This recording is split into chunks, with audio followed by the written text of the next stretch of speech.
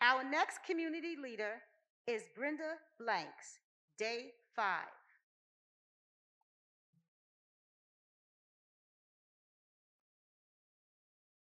Nia. Nia means purpose. My purpose in life is to serve others, my family, the community, and to be a better person to other people. Purpose is in the heart, I believe, and it determines the type of person you are.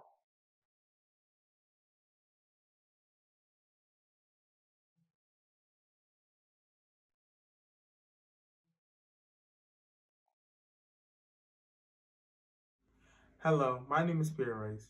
One of my favorite memories at Operation Unite is when we rang the bells for the Salvation Army around Christmas time at Walmart. We sang carols, had a dance battle, and then afterwards, we all went to Applebee's for a staff dinner. This was very important to me because I was giving back to my community while having fun with coworkers and friends. I had so much fun last year and I want to do it again, and I'm looking forward to doing it this year. I came to Operation Unite in 2019 after graduating from Siena College with a bachelor's degree in environmental science. I'm currently a team leader and the garden assistant coordinator. Together with Leslie Reed from the Claremont Historic Site, I am working to create a 4-H club. I am excited to have fun and get my hands dirty. Hi guys, my name is John Wake Nathan, and I'm here with Miss Elena. We want to make a quick video because I want to tell you guys what Operation Night have done for me. I've been involved with Operation Night. I have been a member since about 14 years now. I believe around 2006, 2005, around that time when I first joined. I started off in her drum program. I was a kid. I was about 11 years old, and I could barely carry the drum, but they allowed me to get in there anyway. And so when I became of age to actually work, Operation was actually my first job. We did so many different things, whether it be educational, whether it was with the city council, or whether it was volunteering at the second show, or even volunteering at the Opera House. We were everywhere, and so Operation Night, what it has done for me was transform my life completely. And what I mean by transforming my life completely is it has taught me skills that I wouldn't have learned elsewhere in the city of Hudson. There wasn't any resources for kids that were that was younger, around my age. There wasn't any resources for people to really get involved. And so Operation Night opened that door for me, and it has allowed me to really kind of exploit my biggest dreams, you know, and my interests. And so I learned skills such as Microsoft Word, basic office skills. You know, I learned accountability, I learned responsibility. And they also, now with learning all of those things, I also got an opportunity to just simply put my time and my efforts somewhere positive versus what the peers were doing versus what was happening in the city. If you're not aware, Hudson was not always the best place, you know, but we made the best of it through Operation Unite. And I'm just so thankful for the organization. Now what I do, I have an audio engineering degree. I live in Phoenix, Arizona. I own my own company, and a lot of the skills I learned in Operation Unite is what I do in my company now. We specialize in substance abuse and mental illness. I own a mental health agency. We have group homes, we have clinics, and everything that I do today, I owe it all to Operation Unite. So thank you for all those individuals who have donated, who allowed me to be the best me. And I can't thank you enough for everything that you guys have done for me and my peers, my family, and my city. Thank you.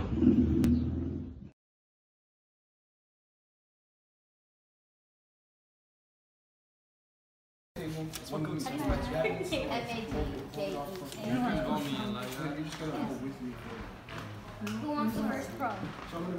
Okay, now that you have a con, you have. And your mayor's aide would love to come to our luncheon and, you know, engage with the students one-on-one. We, of course, would love to come, and we'd also like to pay for that lunch. Who will be me?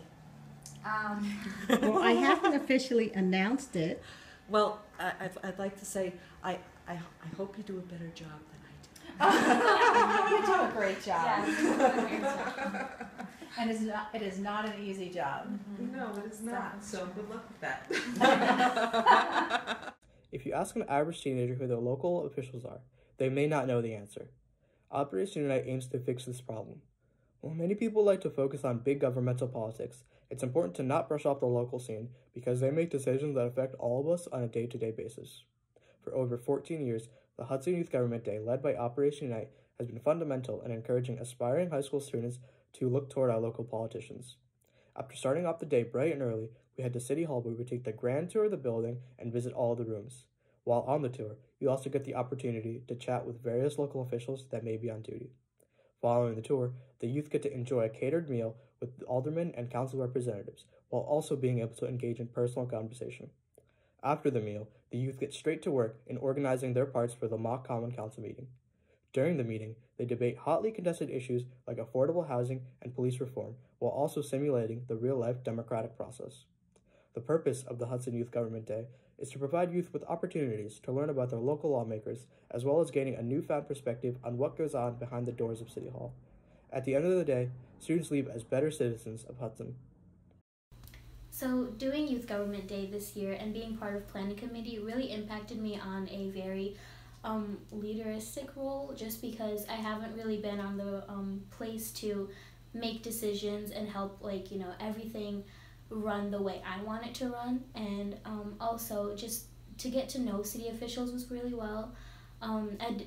I have an internship coming up, and I didn't know how easy it is to talk to people up in the government if it wasn't for Youth Government Day. And now anytime I see any of the city officials, they always talk to me, they have regular conversations, and then just ask why I haven't talked because I'm such a fire plug.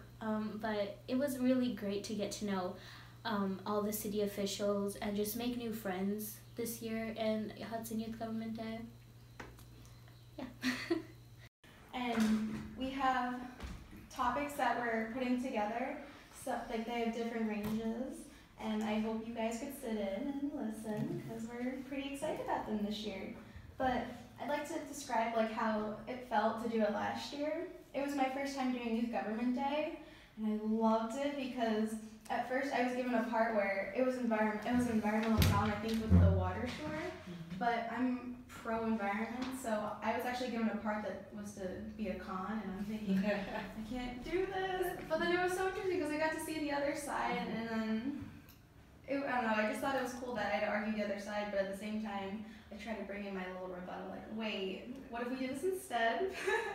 But I thought it was really cool, and then even if you weren't supposed to play as an alder person, it was cool to sit in the audience because then you would still have an input, and I like that because it's nice to know that the people of Hudson, their voices can be heard even if they don't have a high-rise power or anything.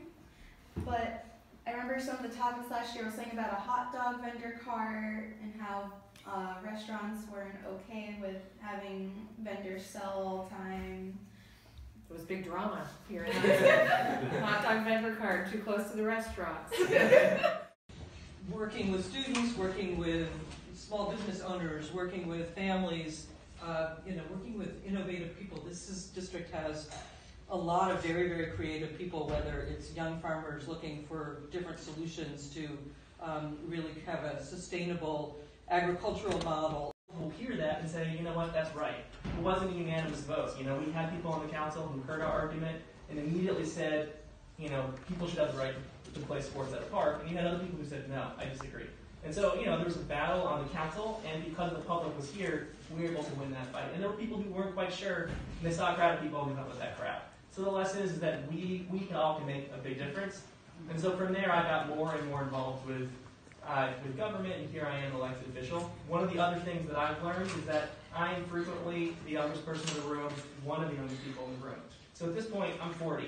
So people still refer to me as a young person, but we know there's a whole other generation of people who need to take leadership. So we're really looking forward to you all getting involved, running for office as soon as you can. So have a great day.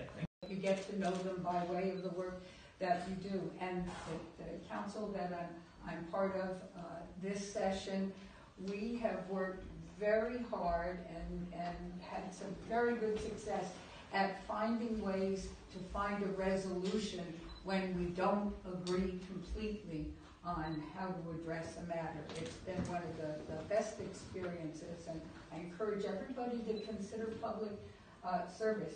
They say that Mayor Koch used to say public service done well is a noble effort, you know, and it is.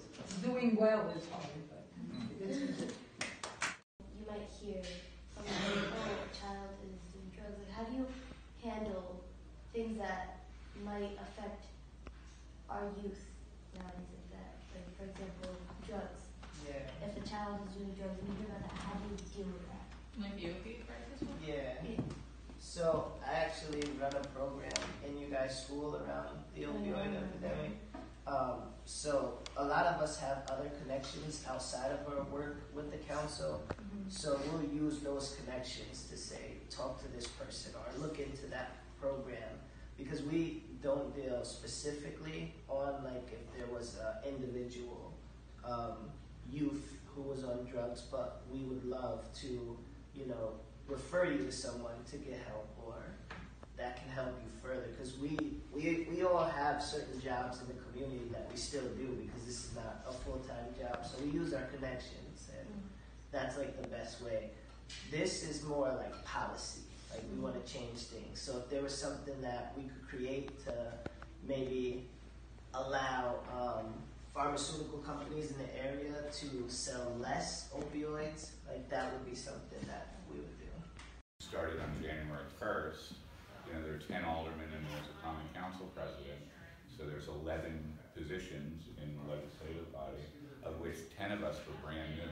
The only returning alderwoman was Tiffany Griga from the 2nd Ward, so we all were kind of freshmen doing this. So I think, and Kamal will attest to this, we talked about this, there was a lot of trial by fire, trying to figure out, you know, how you know, who you speak to and how you can get information from different departments in order to understand your job, and learning the right ways and the wrong ways to doing it when you're stepping on toes. But I think that, you know, for me, it was a great learning experience, and Kamal and I forged a really nice relationship, kind of, you know, working together, and we both represent the ward really well.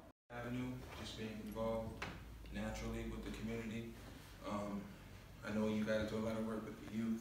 I myself have done a lot of work with the youth, and I think that was like the bridge to my pathway to becoming a councilman.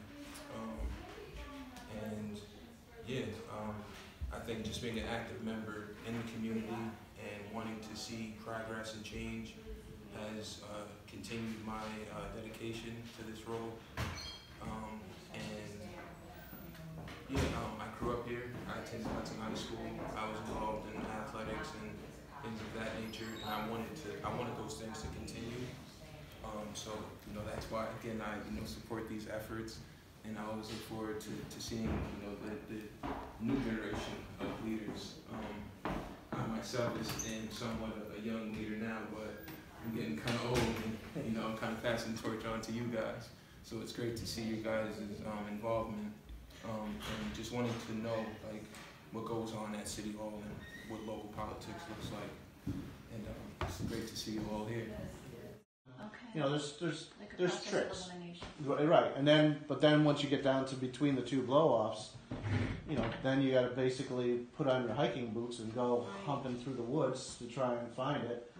But usually, actually, the worst ones we've had it where the water main has been underneath a creek, so you know how it's got flowing water over top of it. Those are the very difficult ones.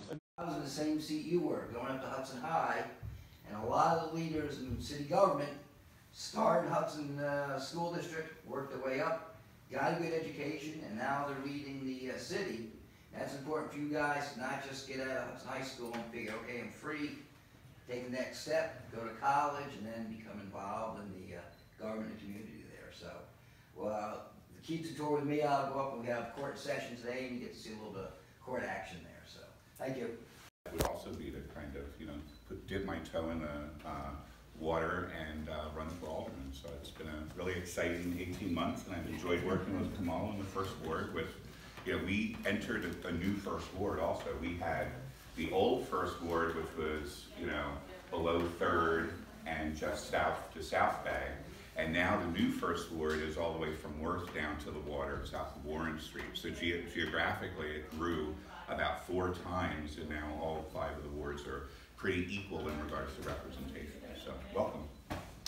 Teachers that you guys drove crazy, I was able to drive crazy. I also was a participant in many of Elena Mosley's programs when I was a kid. I drove her crazy. As you guys know, kid. as you guys know, she's not someone that you want to disappoint. I got into politics early on. I wasn't the best student when I was at Hudson, so I would always challenge everything, like literally everything. And one of my teachers, I don't know if you guys know Miss Brust, she would call me. So she would always call me the mayor of the class or stuff like that, because I would always try to change the lesson plans and add stuff on and spice it up. And so when I finally made it out of high school, and I just barely slid out of high school, I went to Columbia Green, and I was really looking for a direction, and I knew that I like to work with people and families and youth. So I went to Columbia Green, and for the first time I got serious about my academics. So I graduated Columbia Green with a 4.0, and I transferred to SUNY New Paltz, and I studied political science. And once I graduated from there, I was doing a lot of work in the community. You guys might know me from the after school program or Promised Neighborhood.